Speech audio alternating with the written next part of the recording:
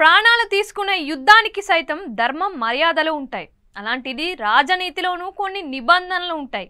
వాటిని ప్రత్యర్థి తెలివిగా వాడుతున్న వేళ అంతే తెలివిగా వ్యవహరించాల్సిన అవసరం కూడా ఉంటుంది. అలాంటి తీరును వైఎస్ జగన్మోహన్ రెడ్డి మిస్ అవుతున్నారా అన్నది ఇప్పుడు చర్చగా మారింది.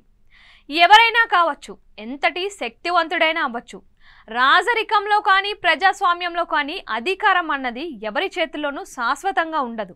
ఒక్కసారి అధికారం చేజారినప్పుడు దాన్ని తిరిగి పొందేందుకు ఏం చేయాలో అది చేయాలి. దీనికి కారణం తనను నమ్ముకున్న వాళ్ళ కోసం ఆ మాత్రం చేయాల్సిన అవసరం ఉంటుంది.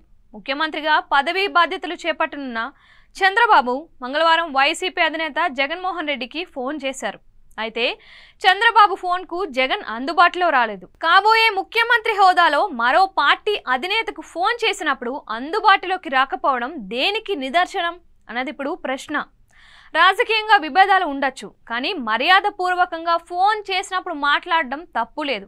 ఆ మాటకు వస్తే మాట్లాడడం ద్వారా, కొన్ని సాంప్రదాయాల్ని పాటించడం ద్వారా విద్వేష రాజకీయాలకు చెక్ పెట్టే వీలుంది. ప్రత్యర్థిని శత్రువుగా చూడటం తెలుగు రాజకీయాల్లో మొదలైన ఒక దరిద్రపు గొట్టు సాంప్రదాయం అనే చెప్పాలి. రాజకీయాల్లో పగ, ప్రతీకారం ఏమాత్రం మంచిది కాదు.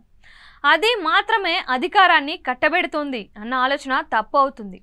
ఎవరు రాజకీయం చేసినా ప్రజలకు మేలు చేయాలని, వారి జీవితాల్ని బాగు చేయాలన్నదే లక్ష్యంగా చెబుతారు. అలాంటప్పుడు ఆ పని చేసేవారికి తమ వంతు సహకారం ఉంటుంది అన్న సంకేతాల్ని ఇవ్వాల్సిన అవసరం విపక్ష నేతగా జగన్ మీద ఉంది. అధికార బదిలీ వేళలో కొన్ని ఉద్రిక్తతలు, హింసాత్మక పరిణామాలు చోటు చేసుకోవడం మొదటి నుంచి జరుగుతూ ఉన్నదే. అది అన్ని సందర్భాల్లోనూ జరిగేదే. నిజానికి అలాంటి హింసాత్మక చర్యలకు చెక్ చెప్పేందుకు వీలుగా అధినేతలు తమ వ్యవహార శైలితో మార్పునకు శ్రీకారం చుట్టచ్చు. కాబోయే ముఖ్యమంత్రి ఫోన్ చేసిన వేళలో కుదరకపోవచ్చు. ఆ తరువాత మాట్లాడే ప్రయత్నం చేయటం ద్వారా సానుకూల సందేశాన్ని ఇచ్చినట్లు అవుతుంది కదా. అలాంటిదేమీ చేయకుండా ఉండడం ద్వారా జగన్ ఏం ఆశిస్తున్నట్లు? రాజకీయాల్లో పోరు కావచ్చు, రాజకీయం కావచ్చు, ఎన్నికలకు పరిమితం చేయడం రాష్ట్ర ప్రజలకు మంచిది అన్న విషయాన్ని జగన్ ఎందుకు మిస్ అవుతున్నట్లు?